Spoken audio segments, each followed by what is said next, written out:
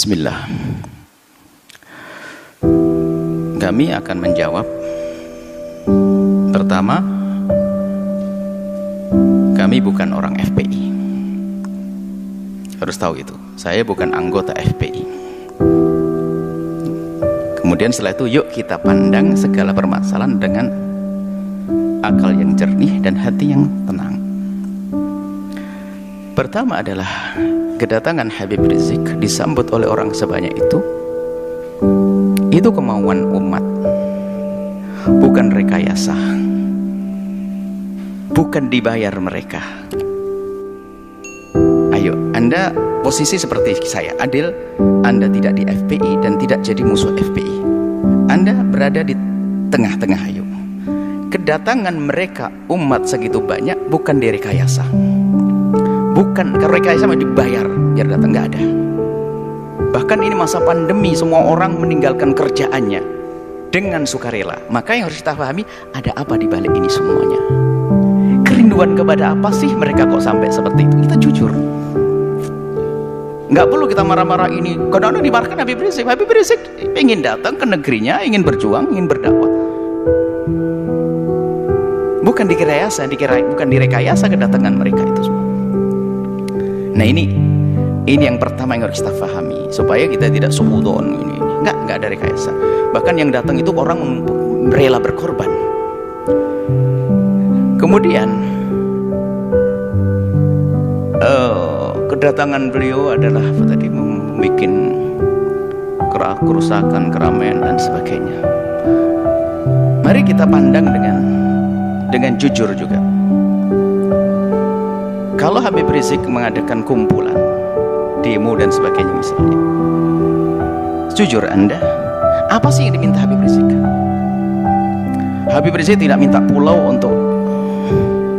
untuk pesta apa, tidak juga minta jabatan jabi apa, tapi yang diminta apa? Coba kita cari. Anda jujur sebagai bangsa Indonesia yang adil, yang jujur, apa yang diminta? Jejer permintaannya apa sih? Dulu permintaannya adalah bagaimana ada orang yang mengucapkan kalimat yang merendahkan umat Islam dengan merendahkan Al-Quran, ayo diadili. Apakah permintaan semacam ini salah? Coba dilihat dulu apa sih permintaan Habib Rizik. Ini harus jujur. Anda melihat Habib Rizik kalau kumpul-kumpul minta apa?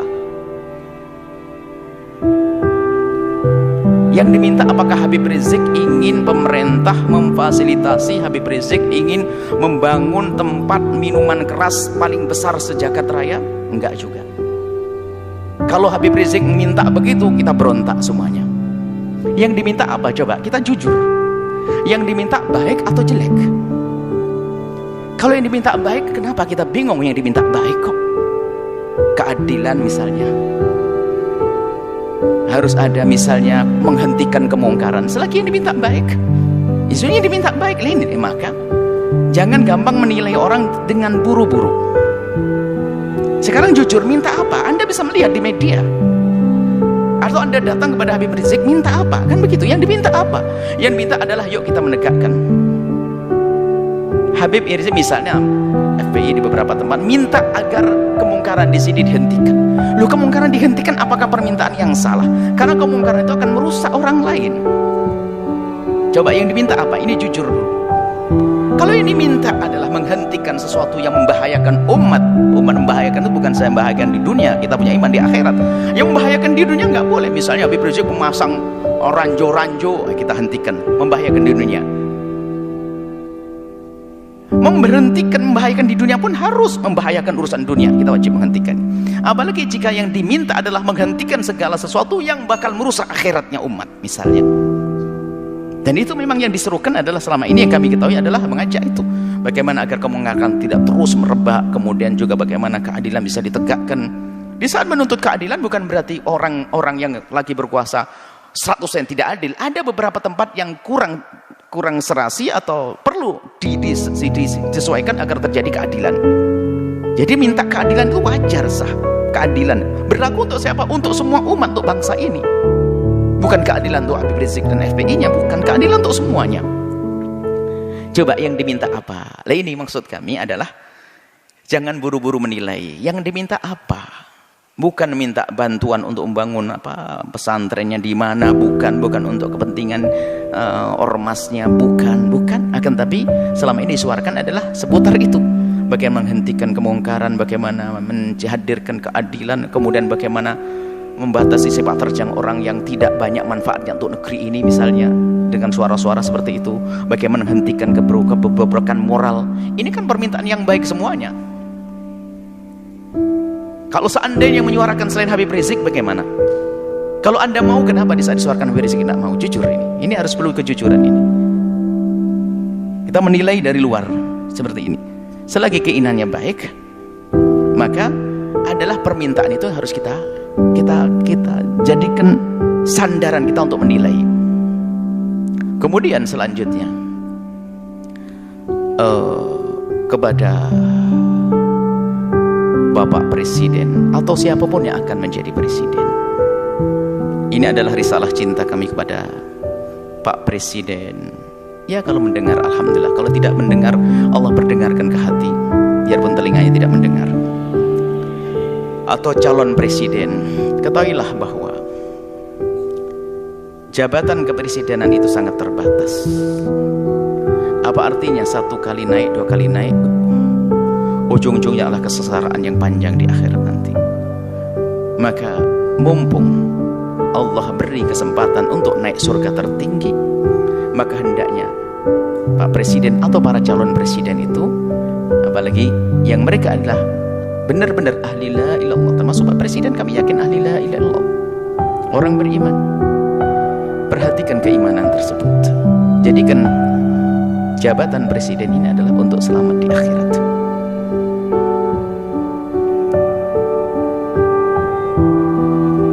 Maka selama ini panjatan doa semoga orang-orang seperti Habib Rizik dijaga dan bisa istiqomah, dan doa kita kepada Pak Presiden semoga juga Allah memberikan bimbingan agar bisa menjadi baik semuanya. Tidak perlu kita memusuhi, akan tapi kita perlu bagaimana menghantarkan kebenaran.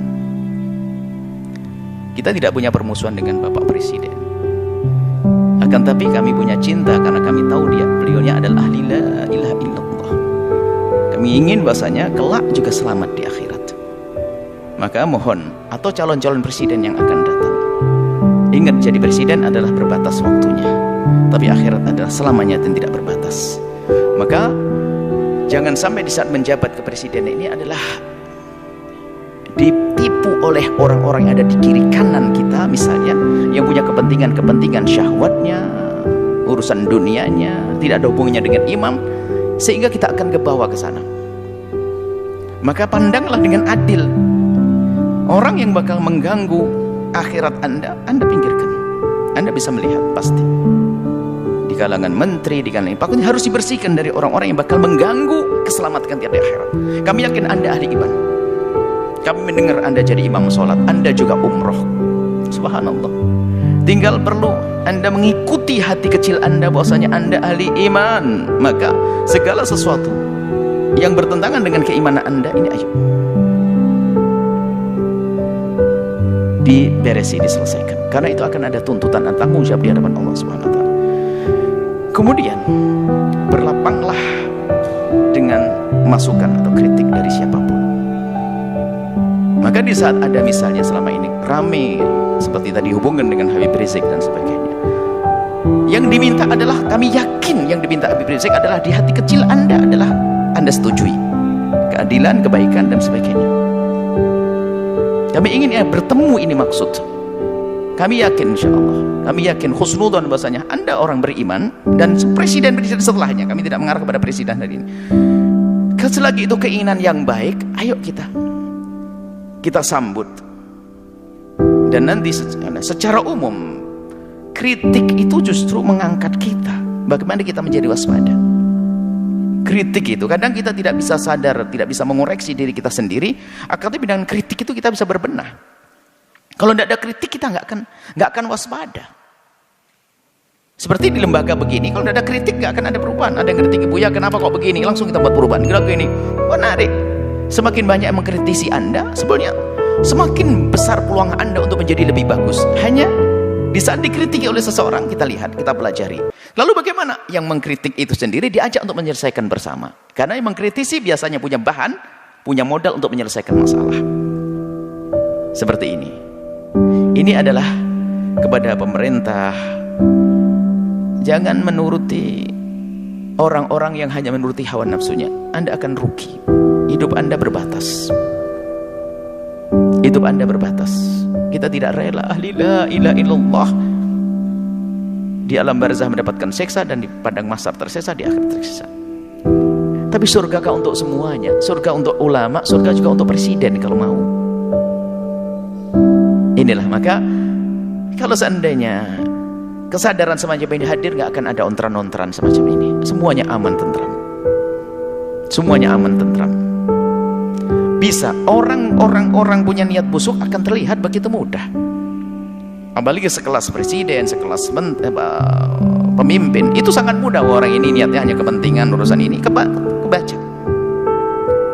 Artinya tinggal, kalau memang tujuannya nggak benar, merusak negeri ini, merusak bangsa ini, amanah di hadapan Allah, ya jangan diperkenankan orang semacam itu begitu. Jujur, bukan karena hawa nafsu, bukan hanya mempertahankan kekuasaan. Biarpun kita pertahankan, akan berakhir ini kekuasaan kalau tidak kita pertahankan dengan cara yang benar. Tapi harapan kami adalah yang menjabat di negeri ini, presidennya adalah dengan Allah, dengan imannya, lalu selamat nanti di akhirat. Maka demo-demo yang selama ini Anda dengar, Anda perhatikan, Anda sambut sebagai seorang bapak ngayomi anak, sebagai seorang presiden, apa sih? Ayo diskusi yang baik. Seperti itu. Jadi selagi itu yang diminta hal yang baik, jangan ditolak. Kecuali dia minta jelek, minta membuat, mestinya ya harus ditolak itu. Perusahaan yang haram, perusahaan merusak, perusahaan ini, perkumpulan merusak, ini yang harus kita tolak. Tapi kalau orang berkumpul datang kepada Anda, menyuruh, mengajak kepada kebaikan, hendaknya Anda bertanya, karena itu sebetulnya mereka menghantarkan surga untuk Anda. Seperti itu. Jadi ini kepada Bapak Presiden hari ini atau presiden yang akan datang, semoga ini menjadi kaidah. Siapapun jadi presiden, hendaknya seperti itu. Allah keindahnya di dunia jadi presiden, ternyata jabatan presiden ini hanya untuk melangkah ke surga. Sebab surganya presiden lebih mudah, gede banget. Karena apa? Dia punya kekuatan. Kekuatan untuk masuk surga mah gampang. Seperti itu. Kemudian selanjutnya, kepada umat semuanya, hentikanlah dengan budaya mengadu domba. Habaib diadu domba dengan habaib, habaib dengan ulama, ormas dengan ormas. Hati-hati, ada Allah. Jika Anda menyebarkan sebuah berita tapi niatnya jelek, ada hitungannya di hadapan Allah. Allah akan porak-porandakan di dalam diri kita sendiri. Kita tidak bisa ngancam dengan senjata. Kami hanya mengingatkan ada Allah. Kita tidak mengancam dengan apapun. Allah. Jangan mengadu domba antara habaib dengan habaib, ulama-ulama. Kalau mengambil berita, sekiranya kalau itu maslahat, Anda sebarkan. Tidak memotong omongan orang untuk diadu. Masya Allah. Khususnya para habaib adalah dzurriyyah Nabi SAW yang kita harus mencintai mereka. Apalagi menyebarkan berita-berita. Maka kepada umat semuanya, ayo, ada hitungannya. Yang biasa mengadu domba, maka ketahuilah di dalam rumahnya pun pasti tidak semesra. Ingat, yang biasa menyebar berita-berita nggak karuan itu sebetulnya di rumahnya pun tidak mesra dia. Tidak akan indah di rumahnya. Dengan saudaranya mungkin rebutan waris dengan ini. Lihat, yang biasa menyebarkan fitnah begitu tuh. Yang suka nyebar fitnah-fitnah, memfitnah para habaib, fitnah para ulama itu, kalau dilacak dalam rumahnya nggak ada mesra. Itu nggak tegur sapa sama saudaranya berbulan-bulan, bertahun-tahun. Mungkin tidak akur dengan bapaknya juga. Kenapa? Hati yang kotor itu. Lihat, menfitnah habaib, menfitnah umat Nabi Muhammad, ngadu domba umat Nabi Muhammad saja nggak boleh, apalagi ini dzurriyyahnya Nabi Muhammad sallallahu alaihi wasallam. Kemudian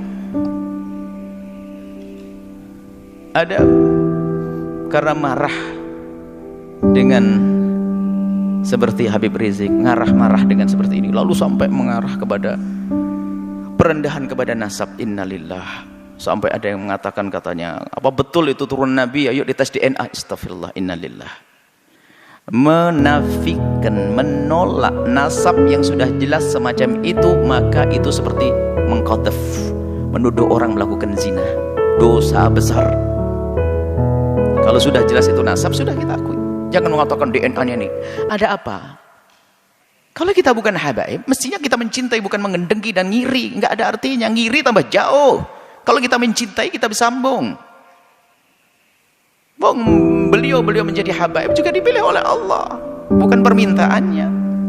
Maka kita yang mandang harus mandang dengan hormat. Ada pun masalah jika ada yang kurang tepat di antara habaib salah, ya kita kewajiban menegur. Seperti kita menegur anak kita, seperti di pondok kita ini banyak habaib-habaib, anak-anak habaib. Yang salah ya kita tegur. Tentunya dengan kasih dan cinta. Tapi kalau sudah mengarah kepada penolakan nasab, ini sudah ada kebenci dan ngiri. Ini adalah bahaya sekali. Hati-hati ini. Kemudian juga kepada pengikut-pengikut FPI. Jangan sampai Anda menodai Habib Rizik. Sepak terjang Anda harus benar-benar direstui Habib Rizik, diketahui dan sesuai dengan apa yang ada di pikiran dan hati Habib Rizik. Kita tidak ingin ada sebagian orang melakukan satu tindakan ternyata mencoreng Habib Rizik. Ini menjadi masalah. Jangan sampai tujuan Habib Rizik yang mulia, yang istimewa ini ternodai oleh kita-kita, apa orang-orang yang dengan perilaku yang terburu-buru, hanya mendahulukan hawa nafsu dan sebagainya. Nah ini maka di sini kita ingin bahwasanya perjuangan orang-orang seperti beliau ini, Habib Rizik ini, bisa mulus, sukses. Kemudian nanti juga presidennya juga akhirnya juga sukses, bangsa ini sukses, surga lah semuanya. Anda bercekcokan. Tinggal yang tersisa siapa? Orang yang sibuk ngadu domba, permusuhan, caci maki dan sebagainya. Hidupnya begitu dia. Dia tidak mesra selamanya. Dan hendaknya antara ormas dengan ormas ini adalah untuk saling melengkapi. PFPI ormas, NO ormas. Nanti ada lagi ormas besar seperti Nahdlatul Wathon ormas, Wasliyah ormas. Tidak boleh jadi saling bermusuhan, akan tapi ini adalah potensi umat Islam. Ingat, Anda punya Allah, itu kekuatan.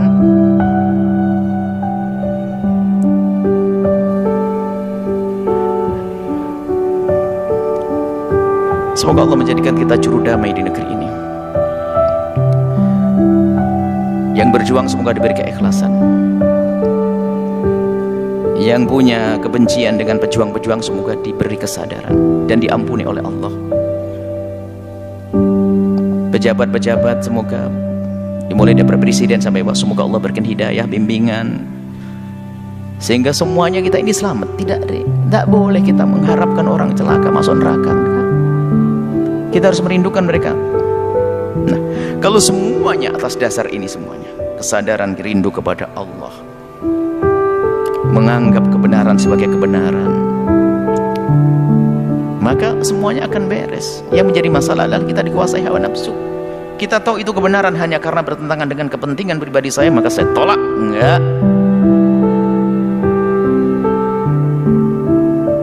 Muncul kebencian-kebencian dengan para ulama, kebencian kepada para habaib, na'udzubillah.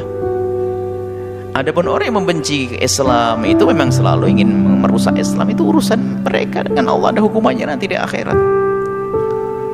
Jadi maksud kami mulai dari berbicara tentang Habib Rizik sampai terakhir pengikut Habib Rizik, dan juga di dalamnya ada presiden, di dalamnya ada orang yang mempertanyakan nasab. Ayo, yang salah dalam rentetan cerita ini, ayo kita sadar diri. Kita ingin tentram damai, jangan ada permusuhan ya. Kita dengar kalau itu kebenaran sebagai kebenaran. Jangan sampai kita ini adalah mendahulukan hawa nafsu kita. Ingat nasihat mulia dari guru mulia, kalau ingin berbicara, kalau ingin melangkah, kalau ingin berfatwa, kalau ingin mengeluarkan sebuah statement atau apapun, ukhruj min halli nafsik, keluarkan dari kepentingan hawa nafsumu. Hawa nafsu jabatan, hawa nafsu tahta, hawa nafsu. Kalau kita bebaskan itu, maka kita bisa ngomong jujur dan adil nanti insyaallah. Dan tentunya setelah itu kita bimbingan kepada Allah Subhanahu wa taala dan kepada semuanya. Kami mulai dari Habibana Rizik sampai kepada pengikut-pengikut beliau, Pak Presiden dan sebagainya.